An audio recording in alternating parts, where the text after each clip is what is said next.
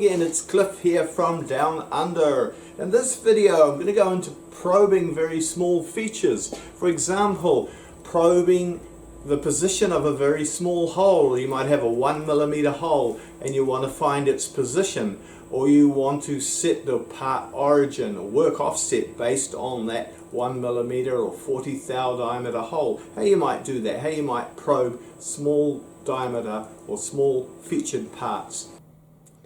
I sometimes get questions from people wanting to know how to probe very small hole diameters, how they can get a very small probe diameter tip inside a very small hole to locate or measure the position of the hole. So I've just been looking through my archives for some examples. This is an example of a mold I made a few years ago, plastic injection mold made out of P20 steel, and it shows quite a few very small ejector pins, and those ejector pins slide up and down inside the ejector pinholes. There's a close-up of it there with submarine gates and runners and things.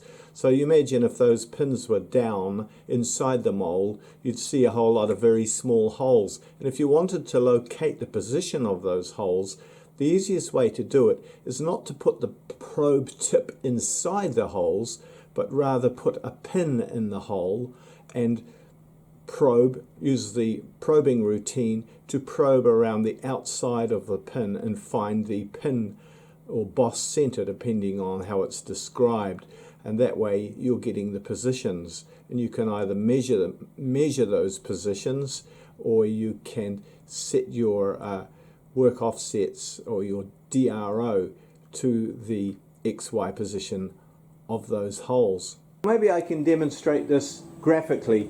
So, well, for example, these little mold inserts that I made a while ago, they're injection mold inserts for a fluorescent tube starter cap, and there's very small holes in them. If you wanted to measure the position of those holes, it wouldn't be practical to put the probe tip inside those holes, because many probes, or most probes, have a tip diameter of 3 or 4 millimeters. Heimer has a tip diameter of 4 millimeters from memory. That's 0.1575 thou nominally. So you're much better off to put a pin inside it. For example, here I've just put a little 1 millimeter drill shank in this vise, and I can probe the outside of that pin to ascertain the hole position. So let's just do that now. Okay, let's just find that pinhole center.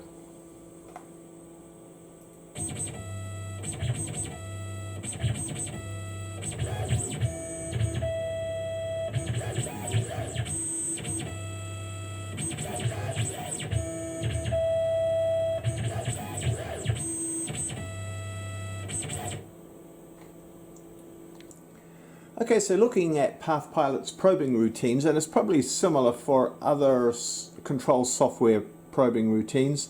So let's say that's the tip, so you park the tip there where the red circle is. It'll come in and make a few probes there to the side of the pin or part. That's the rough stage, and then it'll come around to this finishing stage where it'll come around and probe on the XY axes, plus and minus, to find the exact center. And for this latest version of PathPilot, you can select either set the origin, in which case it'll probe around the pin or part and set the XY coordinates to XY0, or you can select display results only, and that way you won't change your XY coordinates or the work offset, and you'll get displayed here the position. And this is also handy if you do one after the other. If you set the origin, measure a pin, and then go to displayed results only, you're double checking the accuracy. It's like a repeat really, and it's telling you the accuracy. So you can see there it's accurate to 3 decimal places, they're microns, that's less than 1/10 of a thou, and 1 1 micron error there. So the probe is very repeatable and accurate, and this process of going around this little pin is very repeatable and accurate. Also, a new feature of this PathPilot probing routines, this is version 2.5.2, also gives you the diameter. Now that's based on how well you set up your probe in the first place, allowing for the, let's just go to that page, shall we?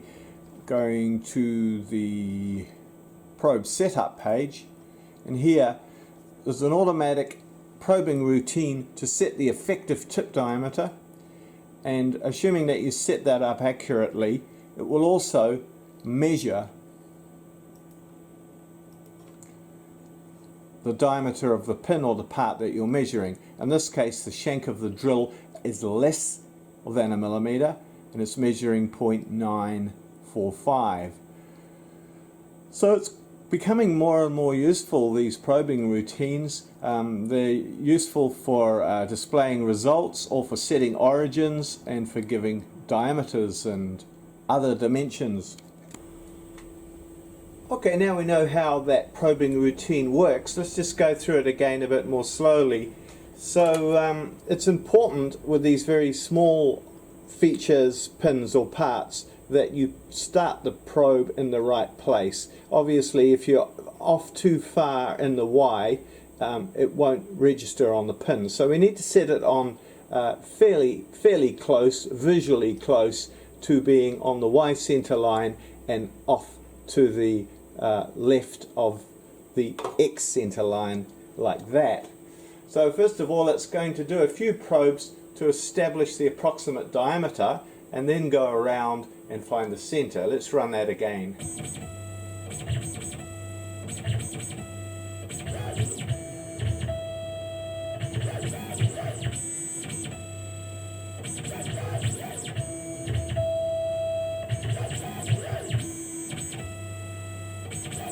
So if you want to find a hole center and you want to use the PathPilot probing routine find pocket center, for example with the hallmark ITTP, you can't probe a hole much smaller than about 1/4 of an inch. There I have a die test calibration ring which has a 0.2500 thou ring in there. So let's just zoom in on that, and I'll just use the find pocket center probing routine.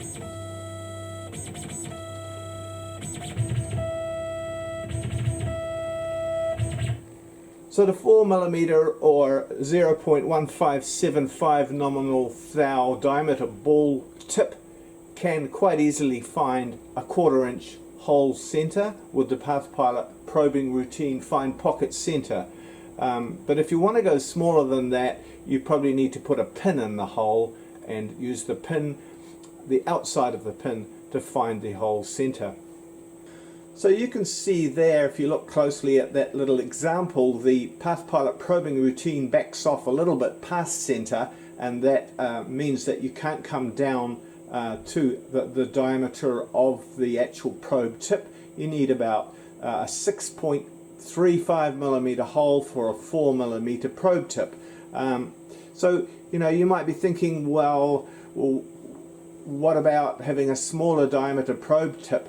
Well, if you had a 2 millimeter diameter probe tip, you would be able to probe about a 4 millimeter diameter hole, but you wouldn't gain a lot. At some point you've got to move away from probing inside a hole and using a pin in there. But the reason why the probe tip is not 2 millimeters diameter, and the reason why it's 4 millimeters diameter, is that it needs to be mechanically attached to the end of the stylus. And on the hallmark impact tolerant touch probe, the stylus is very strong and stiff. It gives a double advantage. It makes it less flexible and therefore more accurate, and it also makes it strong and impact tolerant, so that you've got a lot of retraction in both the X, Y and Z before you get to the limit and cause it any harm. Now, if you slam into that at high speed and you had a 2mm tip with a very delicate tapered down stem, you'd be likely to break the stem or bend the stem, and that would take away the advantage of having an impact tolerant probe. So it's a sort of a balanced proportion. Well, let's look at this probing routine a little bit more closely now. I've just sort of given you a quick overview. Well, there's the probe there, and you can see that it's shifted slightly forward of the center line. It's there, and that's because the initial rough part of the probing routine comes in, backs off, comes in, backs off, and does a series of probes along that y-axis. So if you started too near the back, it would come in for the second one and miss it, and then, for example, so they're suggesting that you park your probe forward of the center line, and so depending on the diameter of the pin you're checking, it makes sure that you get sufficient contacts for it to do the calculations within the software. So actually you want to have the stylus tip slightly forward of the center line. I'll just run it again now so you can see that. Okay, so let's just show that more now. So you can see I'm going to position it forward of the center line. Let's start there, because it makes 3 probes to the right, and each one needs to contact the pin. So let's do that again now. 1, 2, 3.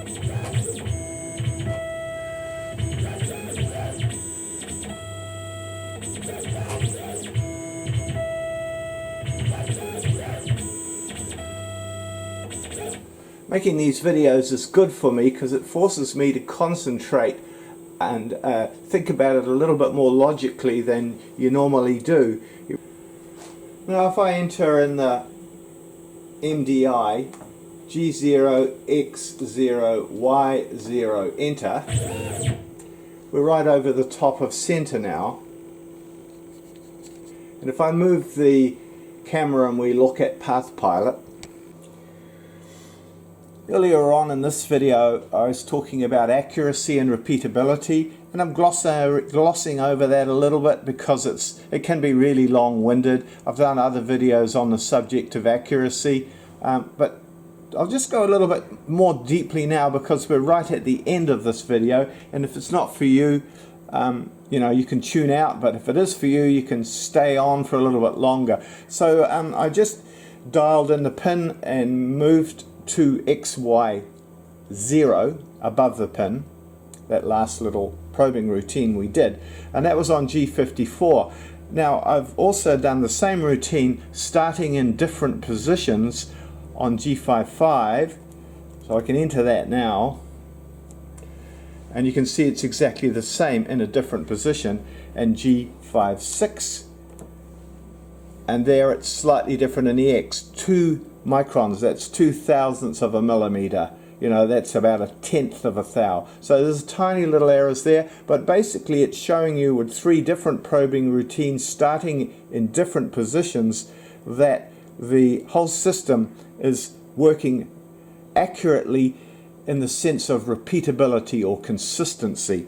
And I think it's really important to understand the difference between repeatability or consistent results and absolute accuracy or actual linear measurement in dimensions. And it can get a bit long-winded, so I tend to gloss over it sometimes. But if you're interested in the subject, have a look at some earlier videos. I've touched on this different types of accuracy and the problems with getting absolute accuracy from these low-cost machines. But if you look back at my video probe versus Hamer, and probe accuracy is another video, and also leveling your machine in inverted commas, I touch on different aspects of accuracy and absolute accuracy. And of course these low-cost machines have a whole lot of little errors that make absolute accuracy very difficult. For example, backlash errors, errors in the spindle where you hold the probe or your cutter, errors in the TTS and collets and so on, errors in the axes of the machine not being at right angles, errors in the gibs, and distortion in the castings, and leveling your machine. Has it been trammed in and set up correctly?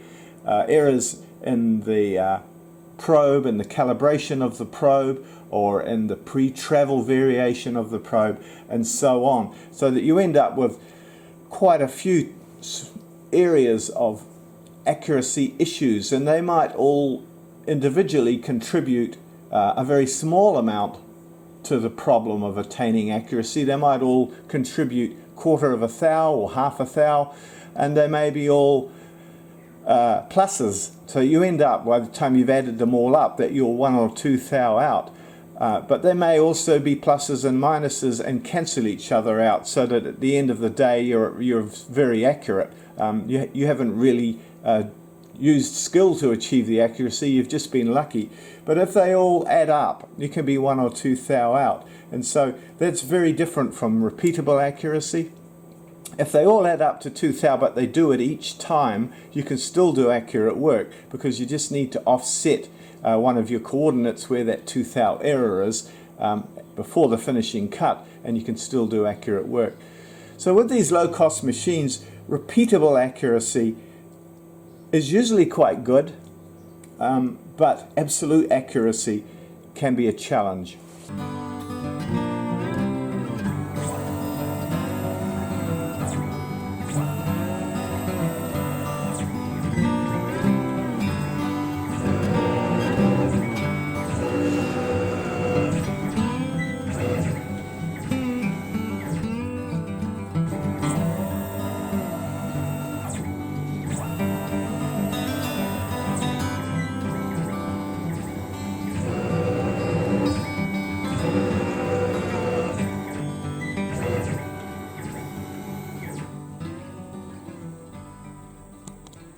Thanks for watching. Cheers.